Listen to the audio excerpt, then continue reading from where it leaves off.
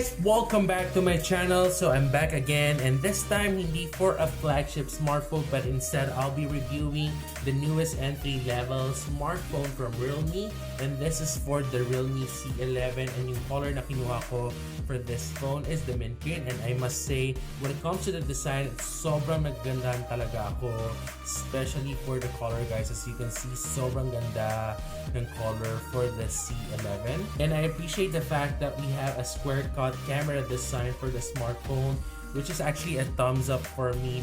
And since we have a polycarbonate plastic sa likod ng ating C11 at may pagka-textured at matte finish yung likod, para sa ating smartphone, hindi mo na talaga kailangan ng jelly case, at para mas ma-appreciate mo pa ang design and color ng ating smartphone. And bago tayo magpunta sa hardware performance and operating system para sa ating C11, i-tour ko lang kayo kung ano ba meron sa labas ng ating smartphone. So sa right part ng ating phone, we have the volume rocker, power button. Sa left part naman, guys, yung SIM tray, and yung SIM tray niya houses with a 2nm SIM card. And also, we have a dedicated micro SD slot for the C11. Sa upper part ng ating phone, wala tayong any secondary or IR blaster. Sa lower part ng ating phone, guys, we have the speaker grill, microphone, 3.5mm headphone jack, at hindi ko lang talaga nagustuhan and slightly na-disappoint ako is gamit pa rin natin is the micro USB port. And we have the newest chipset for the Realme C11, which is the MediaTek G35, which I think a first G series for an entry-level smartphone. And as per my research, guys, gawa talaga ang G35 for gaming at sa pagiging battery efficient. And true enough, for an entry-level smartphone, guys, sobrang okay na okay siya for gaming, sobrang okay siya for multitasking, and also when it comes to the battery, I was able to use the phone for 2.5 days with a normal usage like watching videos and social media consumption. And also the phone runs in Realme UI 1.0 based on Android 10, and yung GPU na ginamit for this phone is the PowerVR GE8320, and yung variant na meron ako right now for this phone, and I think yung only variant na ilalabas sa Philippine market is the 2GB of RAM and 32GB of internal storage. And don't worry, guys, because as mentioned a while ago, we have a dedicated micro SD slot for the Realme C11, and we have a massive 5,000 mAh battery capacity, guys. So as advertised by Realme, 40 days standby time para sa ating Realme C11, and also 12 hours of gaming, kaya sobrang mag-enjoy ka talaga sa paglalaro ng ML. And right now in front of me, I have the Mobile Legend, and see ano ba meron or available na settings for the Realme C11. And as you can see, guys, available ang high graphics for the Mobile Legend para sa ating Realme C11. And we also have a high frame rate mode para sa ating smartphone. So right now, guys, sobrang okay naman yung colors. Very vibrant naman so far yung colors para sa ating Realme C11 for the Mobile Legends.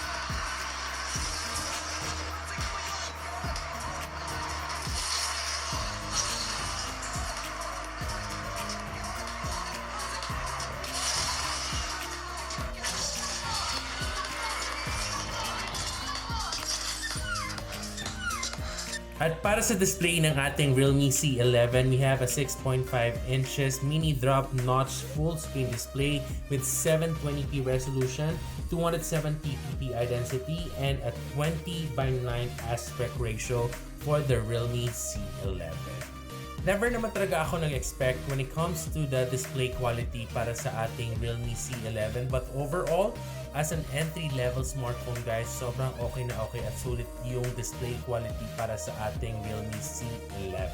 We have a dual rear camera para sa ating Realme C11, and as you can see guys, very similar yung camera design niya or ng Realme C11 with the Huawei Wi-Fi P, which in-unbox ko rin on my channel. So if you're interested to watch that unboxing video, I'll be putting the link on the description box. But going back guys, as mentioned a while ago, we have a dual camera setup for this phone with a 13 megapixel with f2.2 aperture wide camera, a 2 megapixel with f2.4 aperture for depth sensor, and for selfie or yung front camera natin guys, we have a 5 megapixel with f2.4 aperture camera. For video recording, both front and rear natin can actually shoot up to 1080p resolution at 30 frames per second. Overall, camera is good, especially kapag well-lit ang background, and I must say a good camera performance for an entry-level smartphone.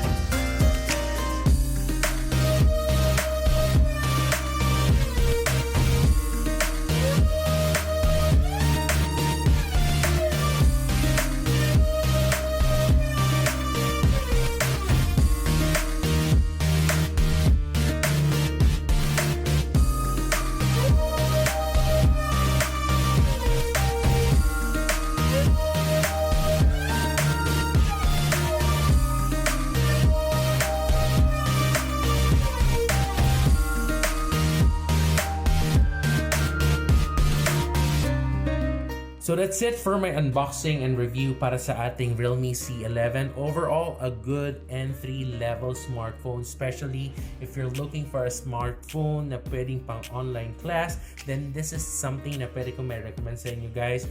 Very affordable ang ating Realme C11 at this retails for 4,990 pesos, and I think sobrang okay naman talaga ang G35 na chipset for the Realme C11.